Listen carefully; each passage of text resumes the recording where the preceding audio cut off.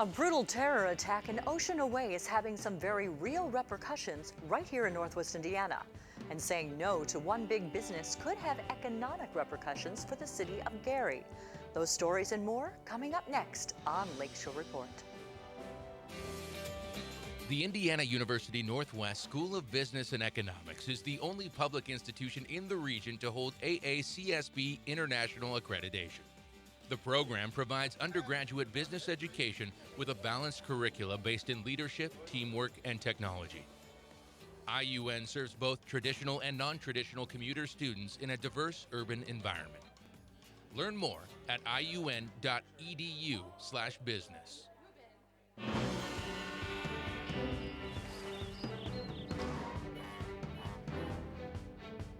We're here in Gary, Indiana. Hello, I'm Kristen Estes, and this is Lakeshore Report.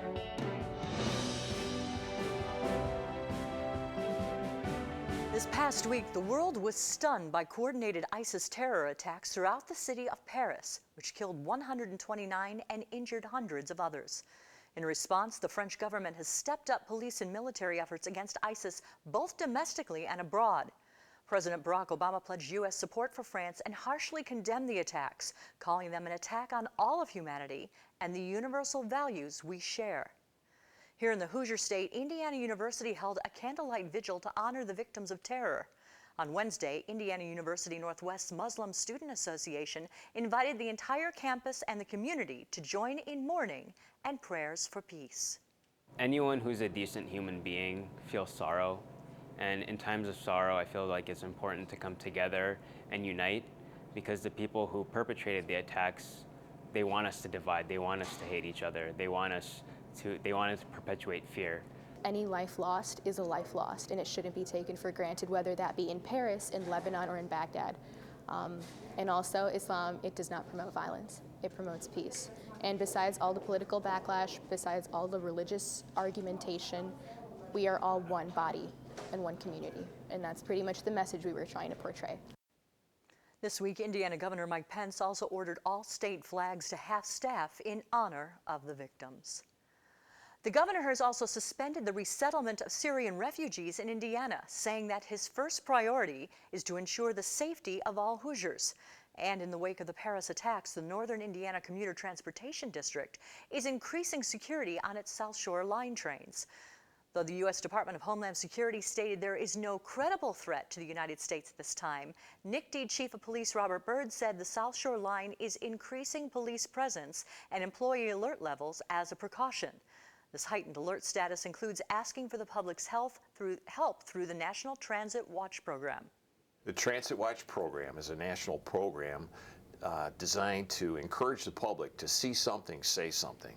That is, if they become alerted to suspicious behavior or persons or incidents, that they notify particularly on our trains, our conductor, who would then immediately notify the transit police or to call 911 to report that suspicious behavior. Chief Byrd went on to say there's no date set for scaling back the increased security. However, NICD will be monitoring the situation in tandem with other Chicagoland travel agencies and make that call as needed. A Northwest Indiana man was vacationing in Paris when the attacks occurred and says a spur-of-the-moment decision kept him from being in the middle of it all. 42-year-old Bob Morris and his girlfriend Gloria Irwin had been planning to attend the exhibition soccer match between Germany and France Friday night, but decided instead to just wander the streets and enjoy the sights. During the game, suicide bombers detonated their devices just outside the stadium. Morris and his girlfriend didn't realize what had happened until they returned to their hotel later that evening. When asked how locals are reacting to the tragedy, Mr. Morris gave Lakeshore Report the following statement. "I think Parisians are dealing with it the best they can. Some people are obviously still in mourning and they're confused, but the street life is starting to come back and people are trying to live their lives as normal as possible." Back in Indiana since Wednesday, Morris says that despite the attacks, he greatly enjoyed his visit to the City of Light and thinks Parisians ultimately want answers, justice, and peace. Plans for a proposed immigrant detention center to be built across the street from the Gary Airport have been scrapped, at least for the time being. Geo Group, a company that owns or manages 105 correctional and detention facilities worldwide, announced this week that it is withdrawing plans to build a Northwest Indiana facility to hold undocumented immigrant detainees. That could be in part because of the many Northwest Indiana and Chicago area voices raised in opposition to the proposed facility. And though Gary Mayor Karen Freeman Wilson had initially backed the plan, citing over $60 million in potential city investment and hundreds of new local jobs, she rescinded her support, saying it may not be a good fit for the community. The mayor says she will continue to pursue other business relationships that will be more suitable for the city and consistent with Gary's collective values. If you've been to your local grocery store recently, you probably have been hearing the familiar sound of the Salvation Army bell ringers. It's that time of year when the Salvation Army asks for your help to feed the area's less fortunate. This year, the Salvation Army has teamed up with Strachan Van Til and Ultra grocery stores to help reach their goal of $700,000. Stores have already donated $25,000 towards the effort. NIPSCO is also partnering with the Salvation Army and will match any donations they receive. All the money raised will be used to help provide food, clothing, and toys for the holidays. I've always said we're all in it together. We're all just about a paycheck away from being there ourselves in our time of need. And so I know what it's like to be in need. I grew up in need, and there was a short period of time when I myself, my family, when I was growing up, was on public assistance. And we quickly got off of that. The Salvation Army gets 65 to 75% of its yearly budget from the Red Kettle donations. You can donate online at www.onlineredkettle.org or donate locally via phone by typing SNOW, the dollar amount, and texting that to 41444.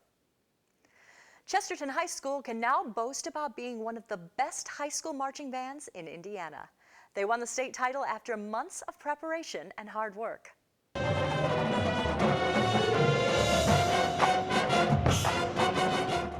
Michael Scheiber, director of the band program at Chesterton, says they begin preparations for the state title in February.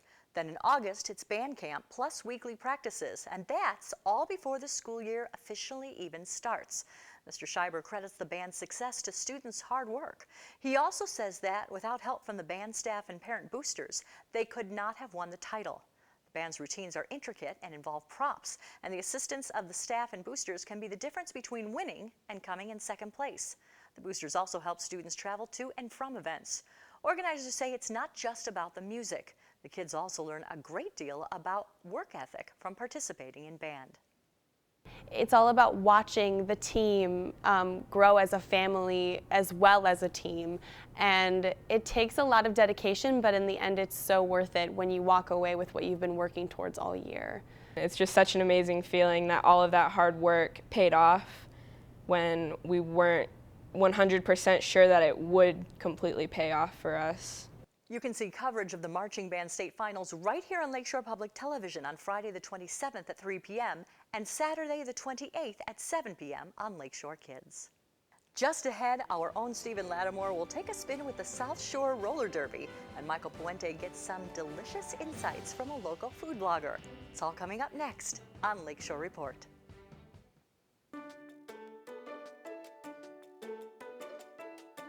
Join Mayor Anthony Copeland and the City of East Chicago as they come together in unity and harmony to bring the holiday season at this year's Celebration of Lights and Winter Wonderland on Friday, December 4th. The tree lighting ceremony will take place at Unity Plaza at 5 p.m. at 138th and Main Street in the harbor, followed by a Winter Wonderland with Santa at the Roxana Center. Call 219-391-8496. Northwest Indiana Public Broadcasting is having a board meeting at 4 p.m. Monday, December 7th. At the offices of Hepner, Wagner, and Evans in Maryville at 1000 East 80th Place. The meeting is open to the public but may go into a closed executive session. A Turkey Fun Fest at Bellaboo's is a week stuffed with turkey-filled fun November 23rd through the 29th. See mybellaboos.com or call 219-763-2070 for more information. Get Lakeshore's full community calendar events list at lakeshorepublicmedia.org. If you're a fan of professional wrestling, here's a history lesson for you. Did you know that before wrestling, the soap opera off-the-wall sport everyone was watching was roller derby? In Northwest Indiana, the only place for all that crazy roller derby action was the Hammock Civic Center. But that history is very much alive and kicking today. Stephen Lattimore introduces us to the South Shore Roller Girls. Back in the 70s and 80s, if you heard anybody talk about the Thunderbirds or the Bay City Bombers, you knew they were talking about roller derby. Well, it's back, and this time, it's all women.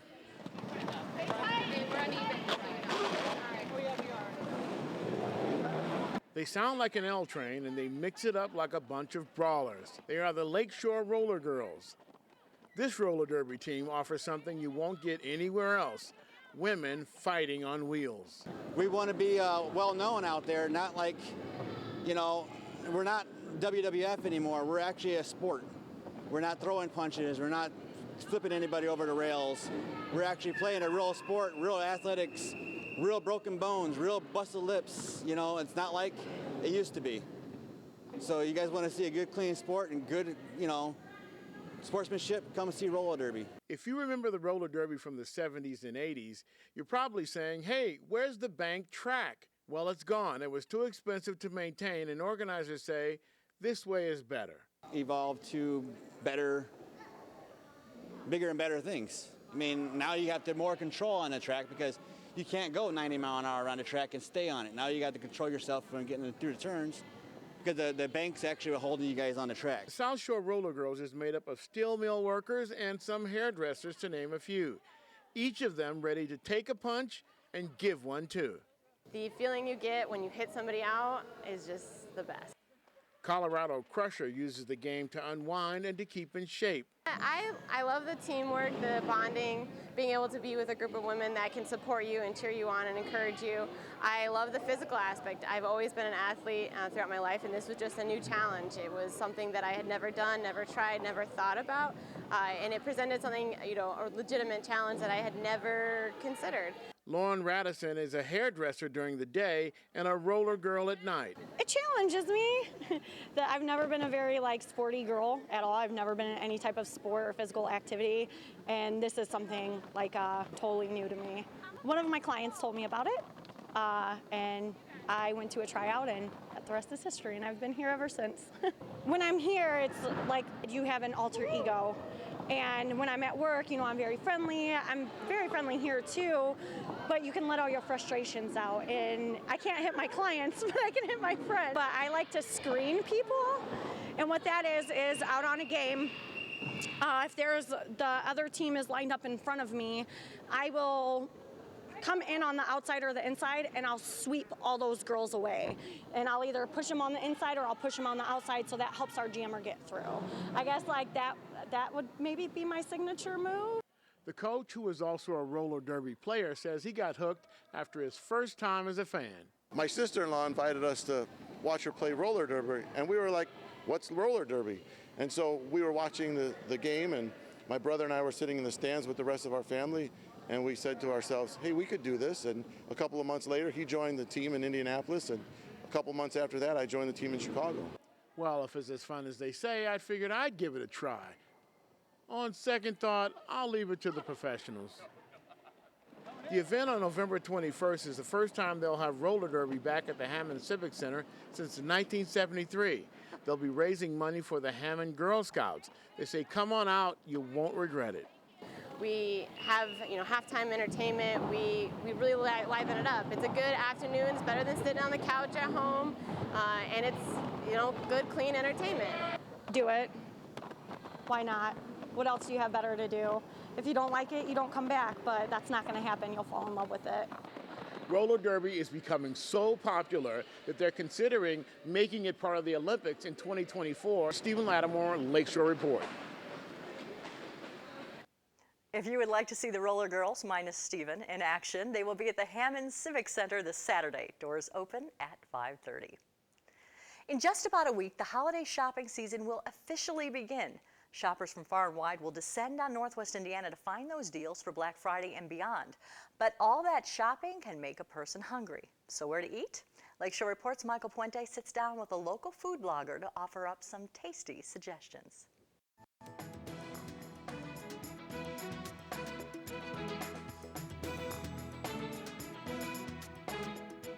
Thank Thank you, Kristen. Well, the holiday shopping season is upon us, and we know some folks are just going to shop till they drop.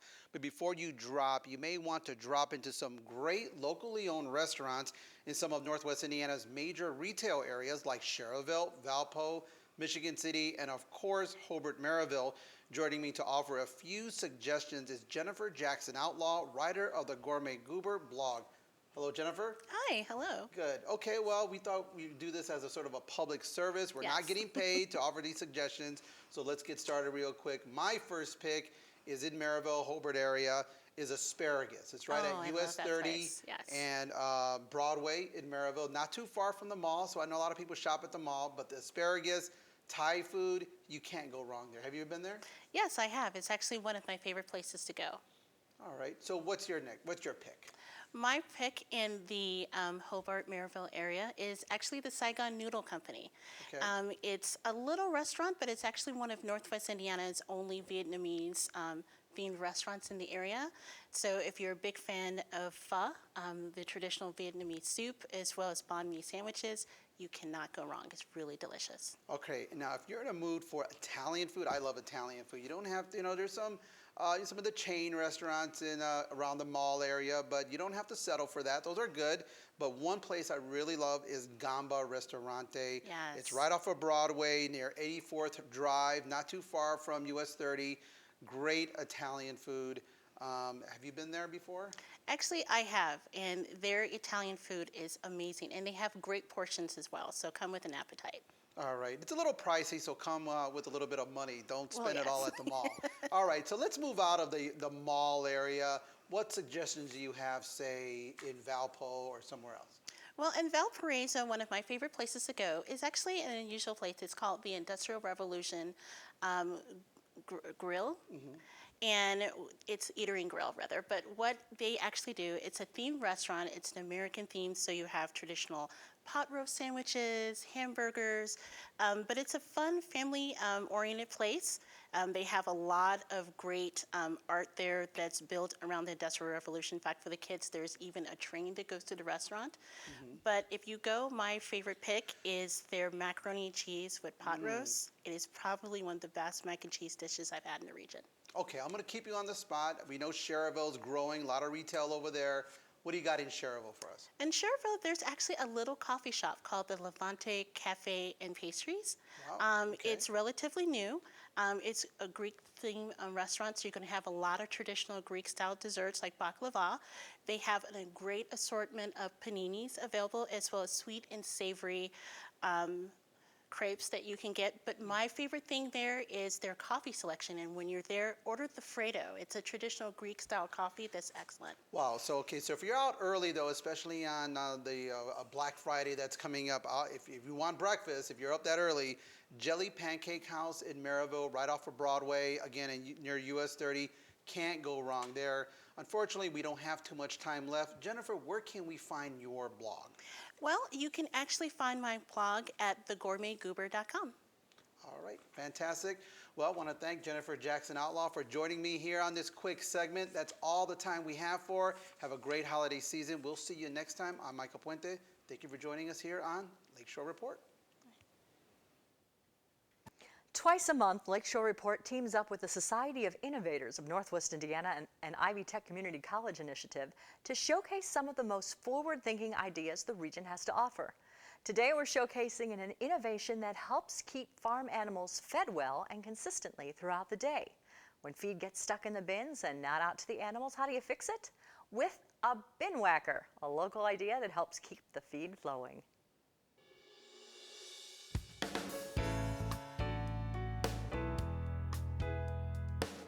The innovation that we have is the bin whacker. I was so upset and frustrated with not being able to get the feed to flow down in our feed bins to our pigs.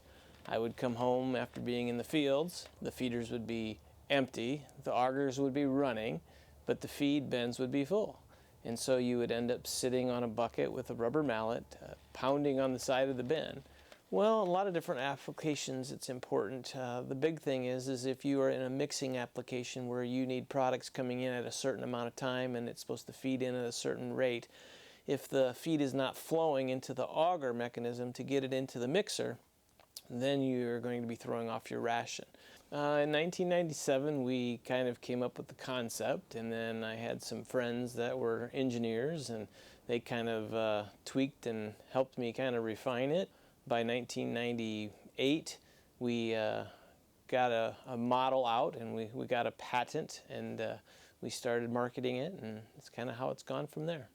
There's always challenges. The biggest challenge is every farmer's situation is a little bit different, and then your original model doesn't always suit their application, and so trying to dialogue back and forth with them, and email was just starting back then, so it was a little challenging, but over the years we've refined it, and I think it's working really well. The pigs think it's really good. Now, the big thing is you want to make sure your animals have feed when it's time to have feed, and you know, there's nothing worse than having animals that are hungry. You know, that's not very good stewardship, and so this is just another way of making sure they're getting the feed when they need it, and so it works out good that way.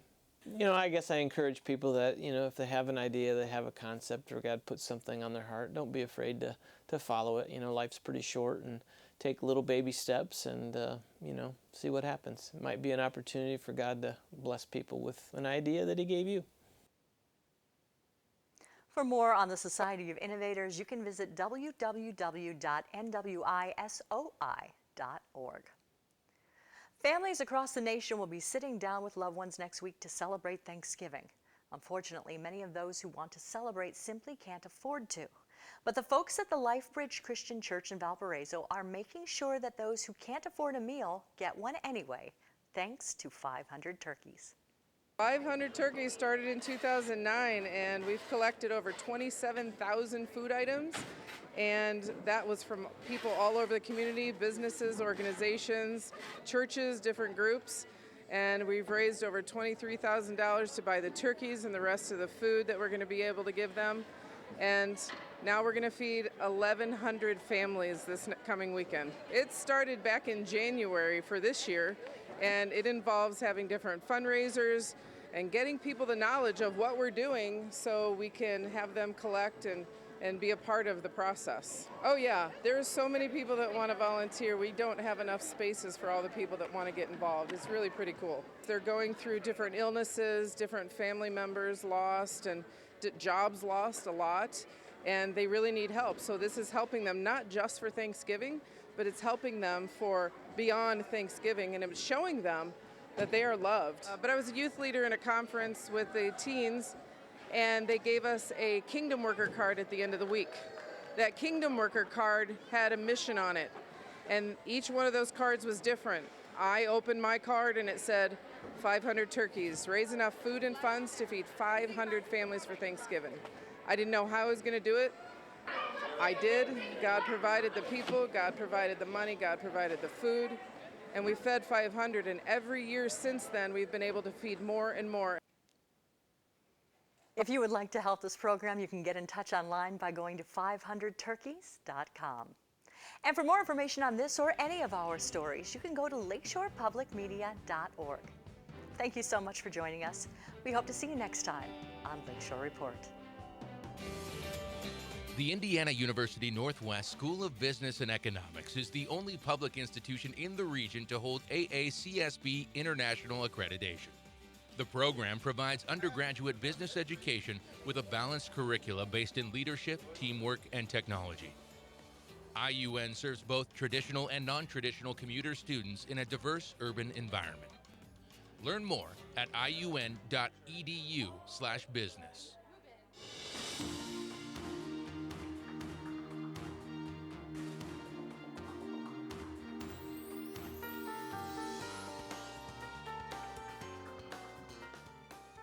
Hi, joining me for this edition of Eye on the Arts is Maestro Kirk Muspratt, music director and conductor of the Northwest Indiana Symphony Orchestra. Kirk, lovely to have you back. Thank you.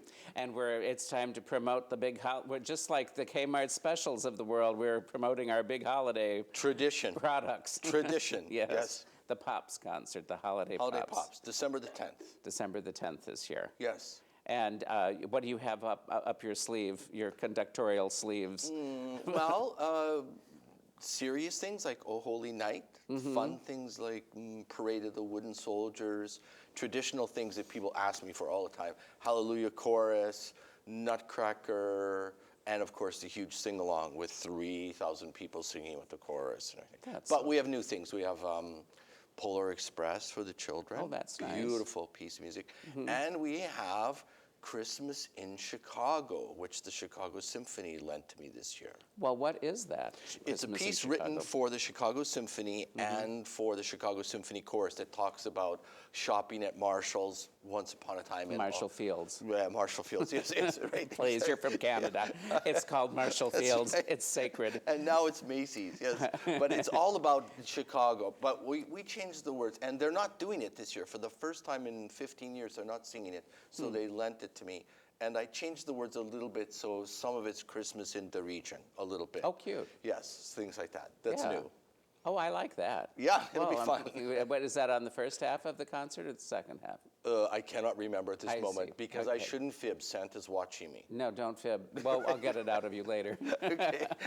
I just, because sometimes it was, okay, especially for the holiday pops, when we have gigantic crowds like that, because last year you could hardly see an empty seat. Right, there were out over of 30 3,000 people right. there.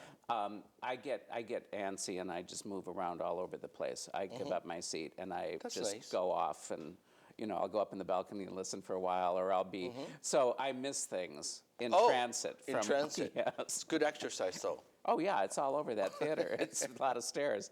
Okay, so we have a lot of young people performing on the holiday pops this year. As we too. always try to do, we try to include young people and have some kind of educational community component of the concert. And this year, Plum Grove, the String Academy, is going to bring 30 of their little itsy bitsy violin players. They're mostly 5, 6 years old, and they're from, you name it, from Lowell, from Hebron, from Crown Point, and they're going to play along with the orchestra. Some fun things like, you know, Jolly Old St. Nicholas, but also a Hanukkah song. And we also have the Munster Chorale, which is amazing. Oh, they're so good. They are amazing. Bill Woods does such a great job. So there are 40 of them, bigger people, who are going to come and sing along with our chorus also. Okay. Well, I know I would love to talk to you about your hair, which seems to be getting shorter and shorter, but we have to wrap. Santa told me to cut my hair. Okay. So we'll go with that for now. Thanks, All right, John. well, stay tuned. And thanks for watching. We'll be back again next week with another edition of Eye on the Arts. Eye on the Arts is made possible in part by South Shore Arts, the Indiana Arts Commission, and the National Endowment for the Arts, a federal agency.